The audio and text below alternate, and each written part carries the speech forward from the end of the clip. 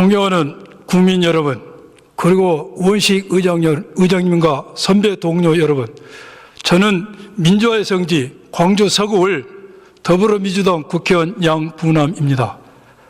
제가 1980년 전남대학교 재학 중에 5.17 비상계엄을 경험했습니다. 그 당시 광주 시민은 엄청난 희생을 치렀습니다. 우리나라의 민주주의는 이러한 희생 위에서 성숙했습니다. 그래서 저는 제가 죽을 때까지 다시는 비상계엄 선포를 경험하지 않을 확신을 가졌습니다. 그러나 지난 12월 3일 저는 다시 한번 비상계엄 선포를 경험했습니다. 병력을 태운 헬기가 국회 경내 상공을 진입한 걸 봤을 때 저의 눈시울이 뜨거워졌습니다. 그것은 우리가 44년 전에 치렀던 대가를 또 치러야 된다는 생각 때문이었습니다. 윤석열 대통령은 경고성 행위였다, 통치 행위였다, 2시간 만에 이런 게 어떻게 계엄이냐 하면서 궤변을 들었습니다. 이 계엄이 실패해서 그런 것이지, 만약 성공했다면 윤석열 씨는 전두환, 노태우 씨처럼 장기 독재 집권을 했을 것입니다.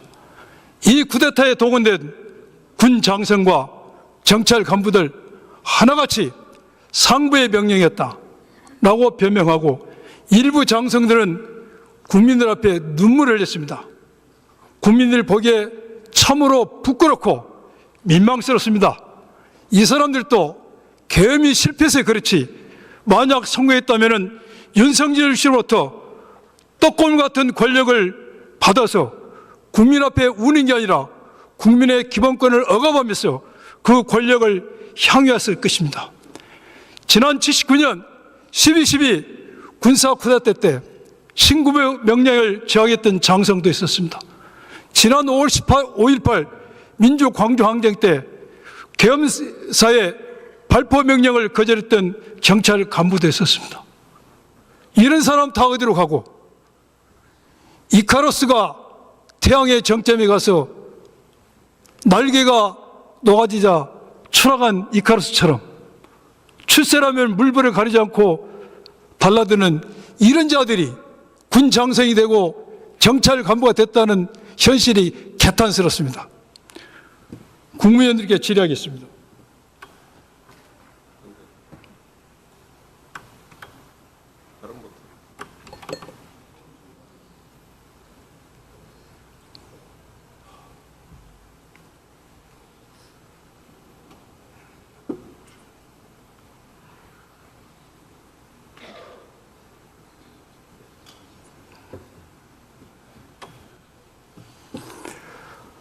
(12월 4일) 01시 1분에 국회에서는 계엄 해제 요구안이 결의됐습니다. 그리고 4시 27분 윤석열 씨는 계엄 해제를 선언하겠다, 그러나 의결 정족수가 부족하다고 이야기했습니다. 그날 계엄 선포가 되는 날 대한민국의 모든 시민은 차가운 길거리로 나와서 계엄 해제를 외쳤습니다. 국무위원님들은 그날 어디서 무엇을 하셨습니까? 양심에 손을 얹고 반성하시 바랍니다. 다음 질의하겠습니다. 여러분들, 국무위원님들 내각 사퇴를 한 이후 지금까지 이러한 시민들이 외치는 이 집회에 한 번이라도 나가신 분 있으면 손 한번 들어보십시오. 한 분도 안 계시죠?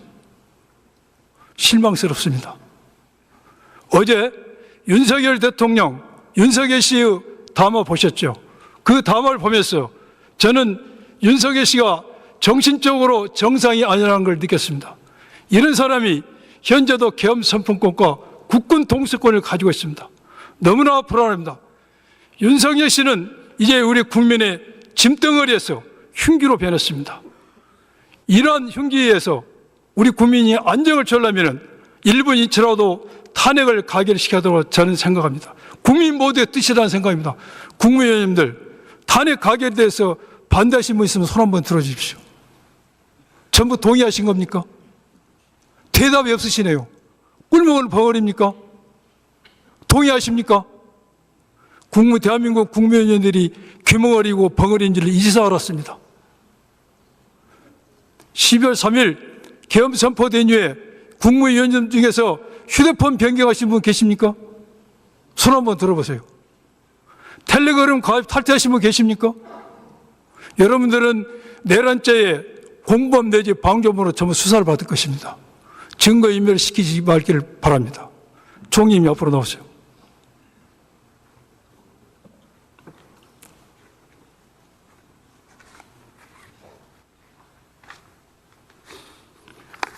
(12월 3일) 계엄 선포 후 오늘까지 윤석열 대통령과 통화한 적 있습니까? 네, 한두 번 통화했습니다. 언제 했습니까? 정확히 지금 말씀드리기는 좀 어렵고 무슨 내용으로 통화했어요? 죄송합니다. 그 대통령님하고 통화한 거를 제가 공개하는 것은 적절치 않습니다. 그래요? 저는 왜 자랑스럽습니까? 저는 총리로서 헌법과 법률에 의해서 크게 하세요. 크게. 헌법과 법률에 의한 현직 대통령님께 헌법과 법률에 하면 대통령과 나온 대안을 발설하지 못하도록 되어 있습니까? 헌법 법률 몇 조이 나왔어요? 아닙니다. 그거는 대통령님과 총리가 이런 정신 상태에 있기 때문에 대통령이 이런 짓을 하는 거예요. 반성하세요. 총리, 어제 녹음 담화했습니다. 담화 시기와 방식 내용에 대해서 알고 있었습니까? 미리 알고 있지 못했습니다. 이 담화 내용에서 어떤 생각을 가지고 있어요? 느낌?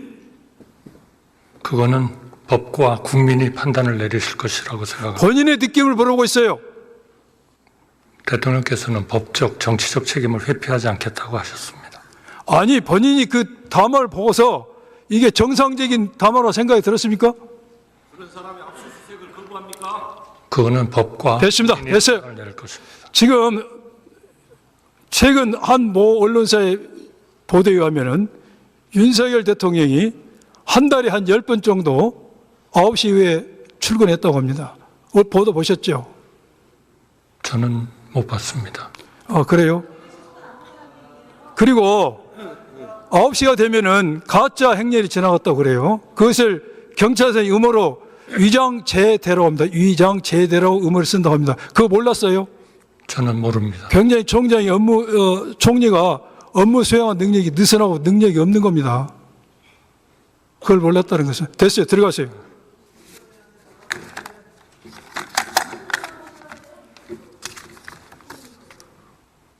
법무차관 나오세요.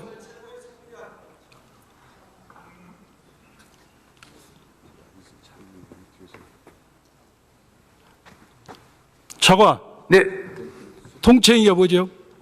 고도의 정치적 군사적 목적을 가진 행위로 알려져 있습니다. 우리나라 헌법재판소와 대법원에서 통치 개념이 원형돼서 그걸 주장한 사람의 주장이 받아들여서 면죄부가 선고된 사례가 있습니까?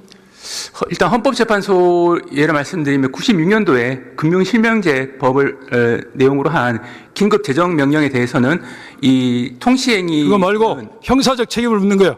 형사적 책임에 대해서는 대법원 판례가 있는데 이제 기존의 대법원 판례는 예전 판례를 보면 이제 계엄 선포 행위 자체는 국회가 해제 요구권이 있기 때문에 사법적 심사의 대상이 되지 아니한다는 판례가 1981년까지 있었습니다. 그런데 2018년도에 들어서 계엄 선포 행위 자체를 대상으로 한 것은 아닌데 계엄 포고 자체에 대해서는 위헌 위법에 대한 판단이 가능하다는 판례가 나와서 현재로는 현재 그래서 통치행위에 대해서 12.12 쿠데타와 5.18 반란을 일으켰던 전두환 씨가 주장했던 통치행위였습니다. 여기서 대법원 판결은 비상계엄 확대는 강압에 의해서 국회의 권한을 무력화시킨 것이다. 이것은 국헌 문란의 목적이 있고 이런 목적으로 비상계엄을 확대한 것 자체가 내란죄라고 인정하면서 통치의 개념을 받아들이지 않았습니다. 이번에 계엄 선포에 대해서 알아보겠습니다. 계엄 선포 정당에서 알아보겠습니다. 비상계엄은 전시나 이에 준한 사업입니다. 대한민국의 12월 3일 전시나 이에 준한 사업인 상태에 있었습니까? 위원님께서 말씀하시는 계엄 선포 행위 요건과 관련된 아니 전시와 사업인 상태에 있었냐고. 전시 기타 이제 국가 비상사태 전시 요건이 사업인 상태에 있는데 있었어 없었어? 그거는 이제 계엄 선포 행위 요건과 관련된 부분이고 그 부분에 대해서는 제가 이 자리에서 말씀드린 잠깐! 부분은 네. 잠깐, 네. 전시 사변 상태에 있었냐고 10월 3일 날. 그 부분에 대해서 요건에 해당하는 여부에 대한 질문을 하신 부분이라 그 부분에 대해서는 전시 사변 상태에 있었어 없었어? 전시 사변은 아닙니다. 아니지. 네. 그리고 계엄을 하려면은 국무회의 심의를 거치고 그리고 공고를 하고 국회 통과도 됐습니다. 앞에 PPT 봅시다. 앞에 제일 앞에. 이게 1979년에 부마 사태 후에 선고됐던 계엄 선포를 80년 5월 17일 날 전국에 확대하면서 했던 심의다. 전 국민이 심의가 되어 있습니다. 그 다음 통고, 공고 절차가 전부 생략되어 있습니다. 절차가 위반됐습니다. 거기에 윤석열 씨는 특전사령관에게 국회 의결 종소수 채워지기 전에 국회를 끄집어내라고 했습니다. 이 모든 걸 종합하면은 완벽한 이 판례에 부합된 행위입니다. 내란죄입니다. 그리고 수사권에 대해서 질문하겠습니다. 검찰은 검사와 수사 권한은 부패 경제범죄, 경찰 공무원 범죄 이에 관련된 범죄입니다. 그렇죠? 네. 그런데 위법한 시행령에 의해서 부패 범죄를 많이 들였습니다. 그제 직권남용죄를 넣었습니다. 그래서 검찰이 명문의 내란죄 수사 권한이 없습니다. 그래도 불구하고 수사는 권한으로서 직권남용죄와 관련된 범죄라고 수사를 했습니다. 이게 대해서 법원의 판사는 검찰의 주장처럼 직권남용죄와 관련된 범죄라 영장을 발부해 준 게 아니라 경찰 공무원과 관련된 범죄라면서 영장을 발부했습니다. 이것은 법원도 이 사건의 중대성에 비춰봐서 영장을 기각할 수 없지만 그러나 내란죄 수사권이 없다는 것을 전제로 한 겁니다. 이거 계속 수사했을 때 법원에 갔을 때 심각한 문제가 초래됩니다. 당장 수사 중단하고 경찰로 자로 다 넘기고 김용은 신문도 넘기시 바랍니다. 검찰이 지금까지 윤석열 씨의 지극한 사랑을 받았는데 배신하면 되겠습니까? 우리를 지켜야죠. 수사 손 떼고 경찰로 넘기세요. 들어가세요. 경찰청 차장 나오세요. 혹시 대답할 수 그래서 대답할 필요가 없어요. 들어가세요. 경찰청 차장.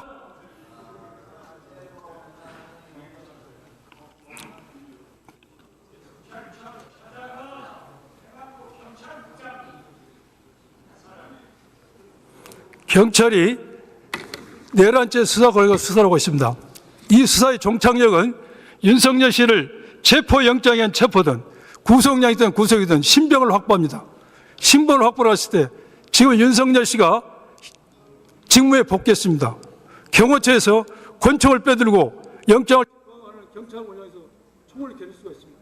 여기에 대해서 대책을 마련하시기 바랍니다. 알겠습니다. 국수본에서 수사 절차에 따라서 네.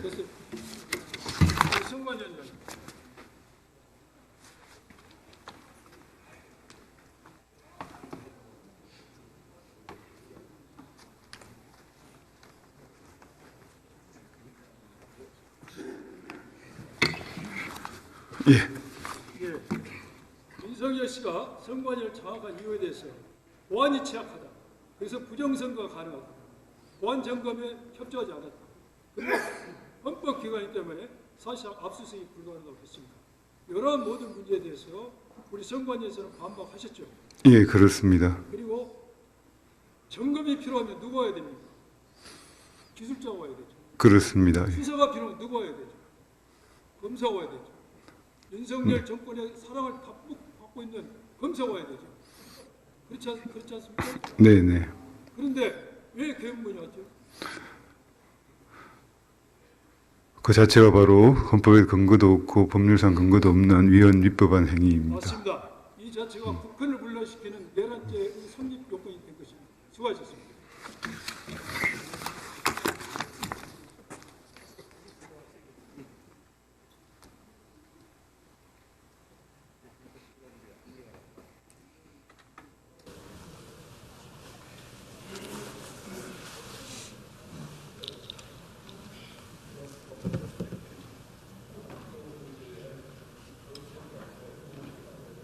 존경하는 국민의힘 의원 여러분, 우리가 정치를 하는 이유도 정당이 존재하는 이유도 민주주의를 지키기 위해서입니다.